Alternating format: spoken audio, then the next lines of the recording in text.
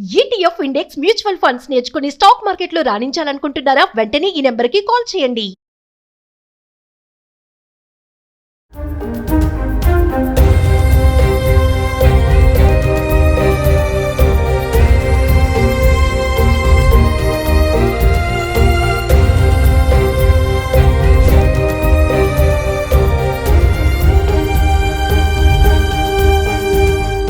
నమస్తే, welcome back to Suman TV. ప్రస్తుతం మనతో పాటు ఉన్నారు పబ్లిక్ స్పీకర్ రజనీరామ గారు. నమస్తే మ్యామ్. నమస్తే మేడం, మనం మొన్న ఒక వీడియో చేసాం. ఈ ప్లేన్ క్రాష్ లో కొన్ని ఫ్యామిలీస్ చనిపోయారు, ఒక్కొక్కరిది ఒక్కొక్క రీజన్ అనుకున్నాం కదా. సో కొంతమంది గురించి మాట్లాడుకుంటే ఇటువంటి సంబంధం లేని వాళ్ళు కూడా ఇందులో చనిపోవడం జరిగింది. చాలా దురదృష్టకరం అనమాట. నేను ముగ్గురిని తీసుకుని వచ్చాను. ఇందులో ఒకటేంటి, భార్య భర్తకి కాల్ చేసి చెప్పడము ఏదో అయిపోతుంది అనేసి. ఇంకొకటి ఏంటంటే, ఆటో డ్రైవర్ కూతురు అబ్రాడ్ ఎడ్యుకేషన్ కోసం కూతురుని పంపించాడు. అదే ఫస్ట్ ఫ్లైట్, అదే లాస్ట్ ఫ్లైట్ అయిపోయింది. ఇంకోటి వచ్చేసి, పక్కన బీజే మెడికల్ కాలేజ్ పక్కన ఒక టీ స్టాల్ పెట్టుకున్న మహిళ కొడుకు బాక్స్ ఇవ్వడం కోసం వచ్చాడు. ఆ అబ్బాయి కూడా దహనం అవ్వడం జరిగింది. ఒక్కసారి వాళ్ళ ముగ్గురిని గుర్తు చేసుకుందాం మేము. ఒక్కొక్కటి వింటుంటే అసలు హృదయ విదారకంగా ఉంది. అసలు మనసు స్పర్శని కోల్పోయింది అనమాట. స్పందనలు కూడా రావట్లేదు, అంత బాధ కలుగుతుంది. నిజంగా చెప్పుకోవడానికి ఈజీగా మనం చెప్తున్నాం, కానీ రియల్గా వాళ్ళు అనుభవిస్తున్న వాళ్ళ జీవితంలో కోలుకోలేని సంఘటనలు ఇవన్నీ కూడా. ఆ బాధని ఎవ్వరూ తీర్చలేరు. ఆ భగవంతుడు మరి ఎలా వాళ్ళని ఓదారుస్తాడనేది చూడాలి. అయితే ఆ అమ్మాయి చదువు హైయర్ స్టడీస్ కోసం, ఆటో డ్రైవర్ కూతురు, ఆటో డ్రైవర్ పాపం అందరికీ కూడా ఎదగాలని ఉంటుంది కదా. మన ఈ స్థాయిలో ఉంటే మన పిల్లల్ని ఇంకొంచెం పై స్థాయిలో ఉంచాలనేది కరెక్టే. అది మన స్థాయి కంటే ఒక మెట్టు పైన మన పిల్లల్ని ఉంచాలని అని ప్రతి తల్లిదండ్రులు అనుకుంటారు. ఇప్పుడు అందరూ బాగా చదువుకున్న వాళ్ళు, ఉద్యోగం చేసేవాళ్ళే పిల్లల్ని పంపాలా, మేము పంపిస్తాము అన్న ఆశలతోటి వాళ్ళు ఉండి పాపం పిల్లలని ముందుకు తీసుకెళ్తున్నారు. ఆ అమ్మాయి కూడా అసలు బాగా చదువుకునే అమ్మాయి, మంచి ర్యాంక్స్ వస్తాయంట. ముగ్గురు ఆడపిల్లలు అనుకుంటా వాళ్ళు. ఈ అమ్మాయి ఒక అమ్మాయి మరి బాగా చదువుతుంది కదా, చదివిద్దామని చెప్పి లోన్ కూడా తీసుకుని అన్ని ఏర్పాట్లు చేసి ఫ్లైట్ ఎక్కిస్తే ఇలా జరిగింది. ఇంజనీరింగ్ టెక్నాలజీలో మాస్టర్స్ చేయడానికి బ్రిటన్ యూనివర్సిటీలో సీట్ వచ్చింది. అమరాజ్ ఎంత గ్రేట్ కదా అది. ఇక్కడ ఒక ఆడపిల్ల, ఇక్కడ ఒక నార్మల్ లైఫ్, వాళ్ళకి ఇలాంటివి ఎప్పుడు కూడా చూసి ఉండరు. ఎలా ఉంటుందని ఊహకు కూడా అందని విషయాల్లోకి తను వెళ్తున్నాను అని అంటే ఎంత ఎగ్జైటింగ్గా, ఎంత నర్వస్గా, ఎంత హ్యాపీగా, అన్ని రకరకాల భావాలతో ఉంటుంది ఆ సిచ్యువేషన్లో అమ్మాయి మనసుతో. పాపం ఎంత ఒక పక్కన వెళ్తున్నామని ఆనందము. మరి నిజంగా మీరు అన్నట్టు అదే ఫస్ట్ లాస్ట్ అయింది. ఇంకా ఫ్లైట్ బయలుదేరింది అంతే. అంటే బహుశా నేను ఎగిరాను అన్న ఫీలింగ్లోనే ఆ అమ్మాయి ఆత్మ ఉంటుంది ఇప్పటికి కూడా. నేను బ్రిటన్ వెళ్ళాను, నేను చదువుకుంటున్నాను, అమ్మా నాన్నకి డబ్బు పంపిస్తున్నాను, వాళ్ళ కష్టాలు తీరుస్తున్నాను అన్న భ్రమలోనే ఆత్మ ఉండొచ్చు. కోరికలు తీరకుండానే ఇదైతే అంటారు కదా. పాపం ఈ అమ్మాయి నిజంగా చాలా బాధాకరమైన విషయం. ఇప్పుడు తండ్రికి ఏమో అప్పులయ్యాయి, తర్వాత ఒక పిల్లని కోల్పోయామే అని ఎంత బాధ ఉంటుంది కదా వాళ్ళకి. ఎంతో ఈ అమ్మాయి బాగా చదువుకునే అమ్మాయి అయినప్పుడు ఇంకా బాగా చదువుకుని ఇంకా మంచి ప్లేస్కి వెళ్ళాలని ఎన్నో కలలు కంటారు. నిజంగా ఆ ఊపుతో వెళ్ళిన వాళ్ళు తక్కువ మంది ఉంటారు. చదువు కోసమే, బాగా చదవాలి, ఇంకా ఒక ప్లేస్లో మనం ఉండాలి అనుకునే వాళ్ళు చాలా తక్కువ.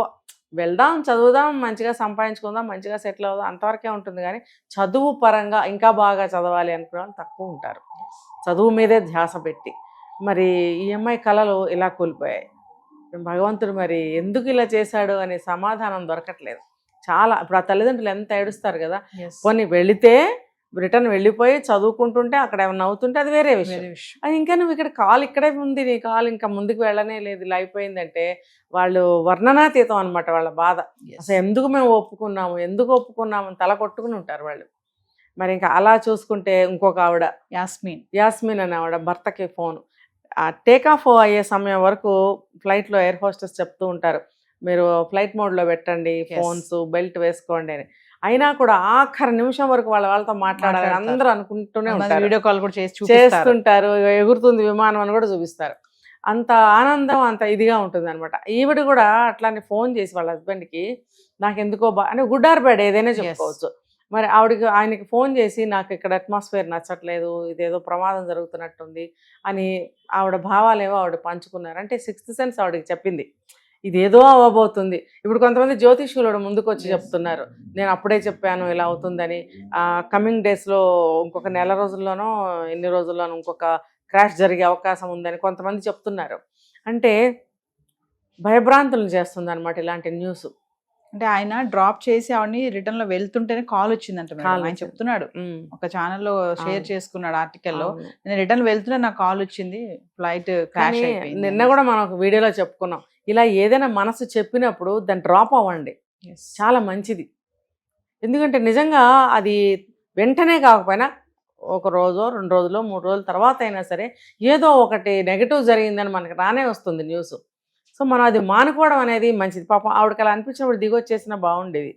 కానీ ఆవిడ ఎవరైనా ఆలోచించేది ఏంటి, ఇది ఇంటర్నేషనల్ ట్రావెలింగ్, వెళ్ళాలి, తర్వాత ఎంత ఖర్చు పెట్టి టికెట్ తీసుకున్నాము, అమ్మో దిగిపోతే ఎలాగా కదా, 2 నష్టాలు కదా, లాంగ్ జర్నీ వెళ్ళాల్సిన అవసరం ఉంది, రెండోది ఇంత ఖర్చు పెట్టి టికెట్ తీసుకుంటాం, రాను పోను కూడా తీసుకోవాలి, ఒకవేళ విజిటర్స్ వీసా మీద వెళ్తే కనుక అంత డబ్బు వేస్ట్ అవుతుంది అన్న ఒక ఆశతోటే పాపం వాళ్ళు ముందుకు వెళ్ళటం జరుగుతుంది.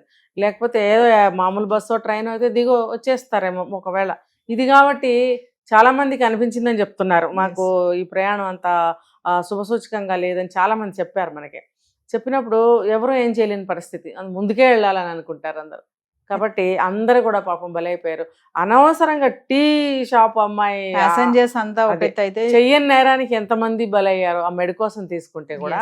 ఇప్పుడు ఈ అమ్మాయి టీ అమ్ముకునే అమ్మాయి కాలేజ్ బయటే టీ స్టాల్ అంటే ఆవిడన్నా పోయిందంటే కాదు, ఆవిడ బాక్స్ ఇవ్వడానికి వచ్చిన కొడుకు పోయాడు. అంటే ఆ శకలాలు విసిరివేయబడటం వల్ల తగలడము, ఆ మంటలకి ఏదో సంథింగ్ జరుగుతుంది, వచ్చి పడిందంట మేడం. అది చాలా ఫోర్స్ గా వచ్చి పడతాయి కదా, అంత ఫోర్స్ గా వచ్చి పడినప్పుడు గుచ్చుకుపోతాయమ్మా. అది ఎక్కడ గుచ్చుకుందో, ఆ బరువు మీద వచ్చి ఈ అబ్బాయిని పడగొట్టిందా, ఆ వేడికి ఈ అబ్బాయి కాలిపోయాడా, ఏదో జరుగుతుంది అక్కడ.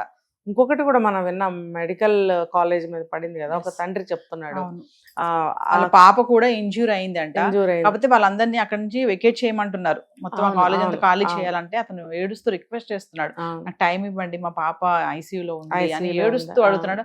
చాలా బాధగా ఉంది ఆ వీడియో వింటే. కొంచెం టైం ఇవ్వండి అని అడుగుతున్నాడు ఆయన. ఇమీడియట్లీ వెకేట్ చేసేయండి అని చెప్పి అందరినీ ఖాళీ చేపిస్తున్నారు, స్టూడెంట్స్ నే కానీ ప్రొఫెసర్స్ నే కానీ అందరినీ కూడా. అంటే మేడం ఈ ఇన్సిడెంట్ ఓవరాల్ గా చూసుకుంటే సంబంధం ఉన్న వాళ్ళు, సంబంధం లేని వాళ్ళు, ఫ్లైట్ లో జర్నీ చేసే వాళ్ళు, అసలు మెడికోస్ అయితే ఇంక చెప్పాల్సిన అవసరం లేదు. సంబంధం లేని వాళ్ళు చనిపోవడం అనేది అతి దారుణం. ఇందులో శాపగ్రస్తులు అనమాట. అది అంటాం కదా, ఏనాడు చేసుకున్న పాపమో కర్మో అంటారు, ఇప్పుడు అనుకోవాల్సి వస్తుంది. లేకపోతే నాకేం సంబంధం రా బాబు, నాకేం బాధ్యత ఉంది, నేనెక్కడున్నాను నువ్వెక్కడున్నావు అనే పరిస్థితే కదా వాళ్ళది. ఆ తల్లి కూడా 50% ఆవిడ కూడా ఇప్పుడు సీరియస్ గానే ఉందంట. ఆవిడ ఎన్ని కోట్లు ఇస్తే మాత్రం ఆ బిడ్డలు వస్తారండి, రారు కదా. ఇప్పుడు 1 కోటి రూపాయలు ఇచ్చినా 10 కోట్లు ఇచ్చినా ఓకే, మాకు అది ఆదుకుంటుంది, లైఫ్ బాగానే ఉంది, మా బిడ్డ రాదు కదా.